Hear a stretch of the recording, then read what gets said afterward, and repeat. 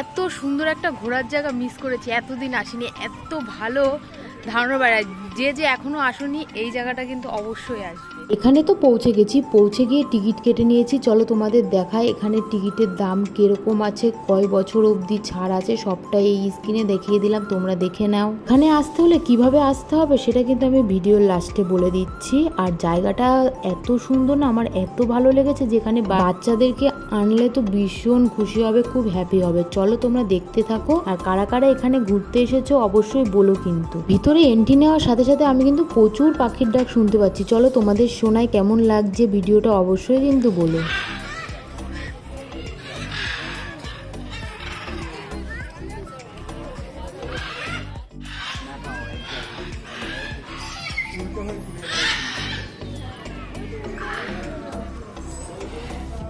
এই পাখিগুলির নাম হচ্ছে ব্লু অ্যান্ড ইয়েলো, মানে এর মধ্যে আছে ব্লু অ্যান্ড ইয়েলো ম্যাকাও। এটা কিন্তু অনেকটা কি বলে বাংলায় আমেরিকান কাকাতুয়া যেটাকে বলে। পাখির আওয়াজগুলো তোমাদের কেমন লাগছে অবশ্যই কিন্তু বলো। আর দেখো আমি জুম করে তোমাদের দেখাচ্ছি, ওরা কিন্তু উল্টোভাবে ঝুলে রয়েছে আর বেরোনোর জন্য ছটফট করছে, ওর জন্য খুব মানে ডাকাডাকি করছে।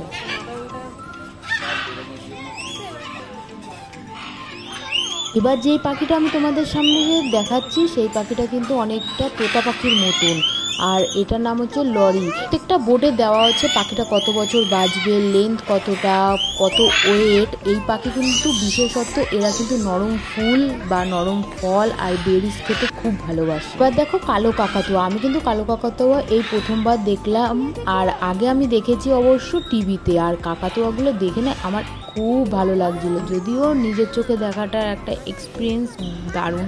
তারপর তো আস্তে আস্তে আগিয়ে গেলাম, আগিয়ে গিয়ে দেখলাম এখানে কিছুটা জলে আছে, আর জলে কিন্তু রাজহাঁস আছে বিরাট বড় বড়, আর দেখতে খুবই ভালো লাগছিল। তারপর কিছুটা এগিয়ে গিয়ে লক্ষ্য করলাম যে বাচ্চারা ছোটাছুটি করছে। কেন করছে গিয়ে বুঝলাম যে এখানে জিরাফ আছে। একটা জিরাফ তো ঘরে ঢুকে গেছে, ওরা সবসময়ই ঘরের মধ্যে ঢুকে থাকে। আর এইদিকে ঠিক উল্টো দিকে আছে একটা জেব্রা, আর আমি এই ফার্স্ট টাইম জেব্রা জিরাফ দুটোই দেখলাম। এরা দুজন তো ফটো তুলতে ব্যস্ত, ওরা ফটো তুলুক, আমি তোমাদের এখানে কি কি আছে সেগুলোই দেখাই। চলো, এখানে কিন্তু জিরাফ যে একজন ঘরে ঢুকে গেছে, ও কিন্তু ঘরেই ঢুকে রয়েছে, আর এ একটু হাঁটাচলা করছে, অনেক কষ্ট করে ওখানে দাঁড়িয়ে থেকে চেষ্টা করছিলাম যে এদিকে আসুক। ডাকার পরে না তারপর আসলো, তোমরা শুনতেই পেলে যে আমি ডাকছিলাম যে এদিকে এদিকে আসার জন্য, তাই ও আসলো। কিন্তু আসার পরে না এত ভালো লাগছিল, মনে হচ্ছিল ভিতরে গিয়ে একটু আদর করি। আর এত লম্বা, প্রথমবার দেখে না বেশ ভালো লাগছিল। এরপরে যেটা তোমাদের সাথে শেয়ার করব, ও তো জলের মধ্যেই বসে আছে, আর এখানে লেখা আছে I am 1350 KG. Are you মানে আমার ওয়েট জিজ্ঞাসা করছে, আমার ওয়েট অবশ্যই 3 কিলো কমে গেছে। টিকিট কেটে এসেছি আর ও জলের মধ্যে শুয়ে আছে, তাই রাজদীপ ওকে একটু ডাকছিল, তোমরাই শুনে। রাজদীপ ডাকছে, কেমন করে ডাকলে একবার দেখো। বেশ সুন্দর ঘুমাচ্ছে, পুরো মনে হচ্ছে কি আমি ওখানে ঘুমাচ্ছে, তাই না? চলে যাও তুমি। কত শান্তিতে ঘুমাচ্ছে দেখেছো, এরকম শান্তি দরকার। তোমরা বুঝতে পারলে যে ওর জীবনে মনে হয় শান্তি নেই, তাই ও শান্তিতে এরকম ঠিক ঘুমাতে চায়।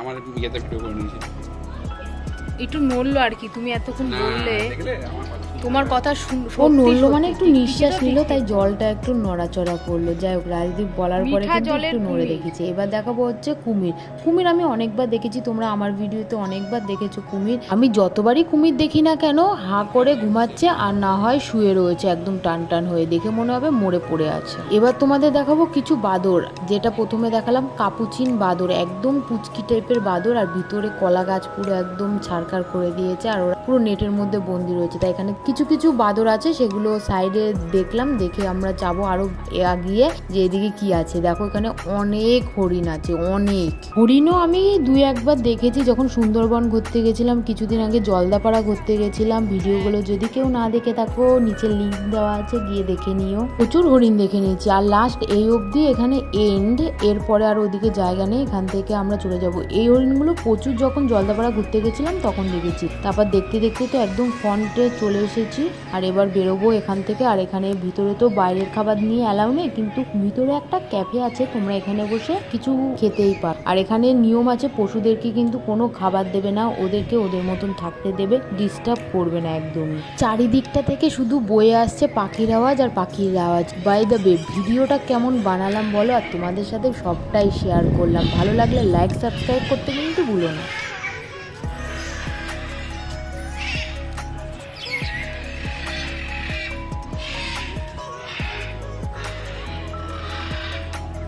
তবে ভিডিওটা কিন্তু এখানেই শেষ না, আর এক জায়গায় ঘুরতে যাচ্ছি। কোথায় যাচ্ছি ভিডিওটা দেখলেই বুঝতে পারবে কোথায় যাচ্ছি। এখান থেকে বেরিয়ে দেন আমরা যাব, কিন্তু এই জায়গাটা হচ্ছে নিউ টাউনে রয়েছে।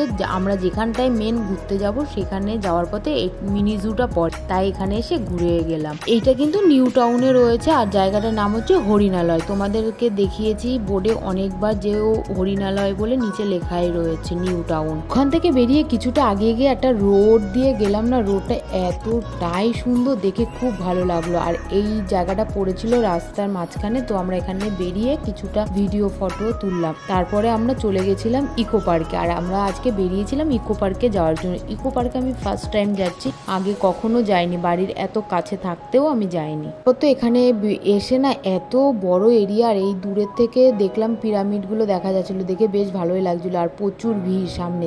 তারপর চলো টিকিট কেটে নিই। আর এখানে দেওয়া রয়েছে new timing, Tuesday to Sunday কটা থেকে কটা অবধি খোলা রয়েছে, দেখে নিয়েছো। আর পয়সা কিন্তু বেশি না, খুবই কম। তো আমরা সবাই এখানে দাঁড়িয়ে রয়েছি, দেখো আমাদের কেমন লাগছে সবাই কমেন্ট করে কিন্তু বলো। টিকিট কেটে এন্ট্রি তো নিয়ে নিলাম, আর তোমাদের সবাইকে ওয়েলকাম টু মাই ট্যুর ব্লগে। আর সাথে সাথে এখানে একটা মূর্তি আছে, যেটা হচ্ছে করোনা টাইপের, দেখে কিন্তু বেশ হাসি লাগছিল। কলকাতায়ও কিন্তু মিশর আছে, কোথায়? ইকো পার্কে। আবার কোথায়? এখানটায় ঢোকার পরে না বেশ ভালো লাগছে। আর চারিদিকে তো লোকজনে পুরো ভিড়, কারণ আমরা ছুটির দিনে গেছি। কিচির মিচির, আর তার উপর গরমটা আজকে ভালোই পড়েছে। তাজমহলের সামনে একে একে তো ফটো তুলতে ভীষণ ব্যস্ত, ফটো তুলুক ওরা, আর আমি এদিকে মিশরের ভিতর থেকে ঘুরে আসি। মানে পিরামিডগুলো আছে, তার ভিতরে যাওয়ার জায়গা আছে, চলো তোমাদেরকেও দেখায়, আমিও দেখে আসি কি আছে ভিতরে। নিজেকে টাইম নাই বাই দিলে, কিন্তু ফ্যামিলির সাথে ঘুরতে যাওয়া, যে টাইম স্পেন্ড করা, সেটা কিন্তু বেশ ভালো। আমার তো খুবই ভালো লাগে, নিজেদেরও ভালো লাগবে একটু সময় কাটিয়ে দেখো।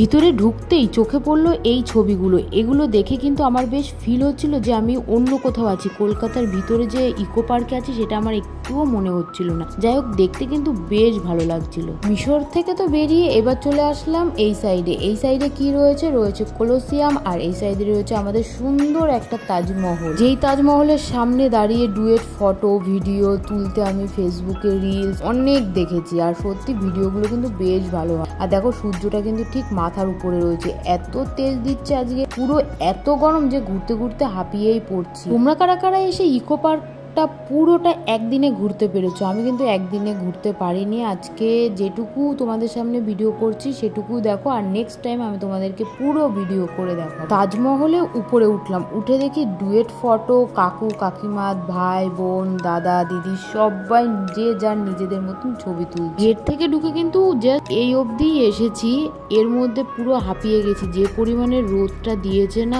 গরম প্রচুর পরিমাণে। ইকো পার্কটা তো একটুখানি জায়গা না যে 15-20 মিনিটের মধ্যে ঘুরে শেষ করবো, এত বড় এরিয়া নিয়ে জায়গাটা না, এত ভালো লাগছে ঘুরতে। কিন্তু কি রোদ, এই রোদের মধ্যে পুরো ঝলসে যাচ্ছি আমি। দেখা যাক আজকে কতটা ঘুরতে পারি। আজকে না ঘুরতে পারলে অন্য একদিন এসে তোমাদের ভিডিও শেয়ার করব। আজকে মনে হচ্ছে আমার পুরোটা ঘোরা হবে না। তারপর তো আমরা দুজনে ফটো তুলছিলাম, ওই দেখো আমাদের দুজনকে দেখা যাচ্ছে, আর বোনকে ক্যামেরাটা দিয়েছিলাম ভিডিও করার জন্য। এতক্ষণ অবধি ঘোরা শেষ হয়নি, গোল গোল করে আমরা ঘুরেই চলেছি।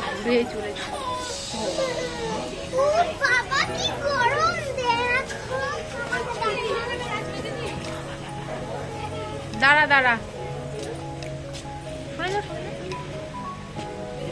বুঝলে?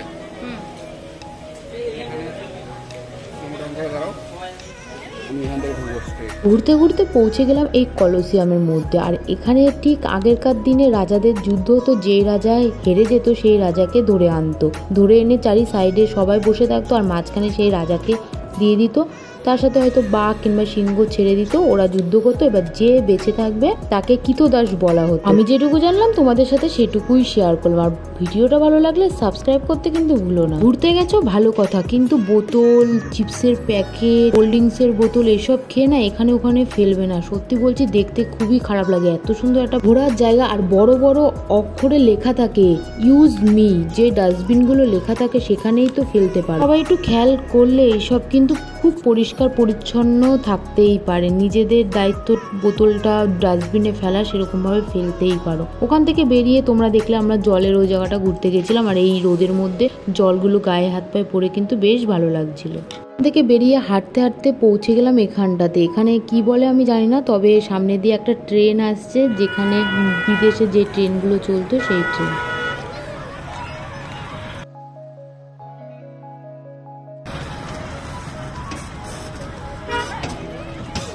মনা অবশ্য বায়না করছিল ট্রেন চড়ার জন্য, কিন্তু আজকে ট্রেন চড়ার একটুও টাইম নেই। ট্রেন চড়তে গেলে অন্যদিকে আমরা ঘুরতে পারবো না। তারপরে এখান থেকে সাইকেল নিলাম, বোন, আমি আর মনা সাইকেলে বসে পড়লাম। এই প্রথমবার তিনজনে একসাথে সাইকেল লিঙ্ক করলাম, তাও আবার পার্কে গিয়ে। আর দেখতে কিন্তু বেশ ভালো লাগছিল। এখানে কিন্তু অনেকে আছে যারা সাইকেলে করে দূরটা ঘুরছিল, কারণ ইকো পার্ক এতটাই বড় যে হেঁটে ঘোরা অসম্ভব একদিন। আমরা তিনজন তো একটা সাইকেলে উঠেছিলাম, দিদি আর রাজদীপ আর একটা সাইকেলে উঠেছিল। যদিও এই সাইকেলগুলোতে হাওয়া কিন্তু অনেকটাই কম ছিল, কষ্ট তো একটু হয়েছে। কিছুটা সাইকেল চালিয়ে এসে এখানে একটু রেস্ট নিলাম। সাইকেল নিয়ে এসে পুরো হাঁপিয়ে গেছি। ও মা, তাও তো তোরা বলেছিস কেমন অবস্থা দেখো, সবাই রেস্ট নিচ্ছে। এখানে দাঁড়িয়ে তো রীতিমতন রেস্ট নিলাম। এখানে দাঁড়িয়ে ছবি, ভিডিও, ফটো যা যা তোলা তুলে নিলাম। আর এখান থেকে আশেপাশে একটু ঘুরলাম। তারপর যেহেতু সন্ধ্যা হবে ভাব, তার কারণে ছবি খুব একটা ভালো আসছিল না। আর তারপর সাইকেলিং করে আবার আমরা চলে গেলাম। তোমরা কারা কারা সাইকেল বাদ দিয়ে পুরো ইকো পার্ক ঘুরেছো, আমার ভিডিও যারা যারা দেখছো কমেন্ট করো যে আমরা হেঁটেই ঘুরেছি। আমার কিন্তু সাইকেল চালিয়ে খুব মজা হয়েছে। আর এখানে লোকগুলো না এত, যে রাস্তার উপর দাঁড়িয়ে রয়েছে, যদিও এটা পার্ক, সাইকেলিং করার কোনো জায়গা না। পার্কে তো মানুষ ঘুরবে, আর বেল তো তোমাদের জোরে জোরে বাজাতেই হবে, নাহলে কিন্তু ওরা শুনবে। আমাদের সাথে একটা বিরাট বড় অ্যাক্সিডেন্ট ঘটে গেছে। তোমরা যারা যারা এই সাইকেল নিয়ে পার্কে ঘুরবে না, তারা না একটু চেষ্টা করবে একটু স্লো চালাতে, কারণ খুব ফাস্ট চালালে কিন্তু আশেপাশে যে লোকগুলো আছে ওদের লেগে যেতে পারে। এই সাইকেলগুলো রীতিমতো ব্রেক খুব একটা ঠিকঠাক না।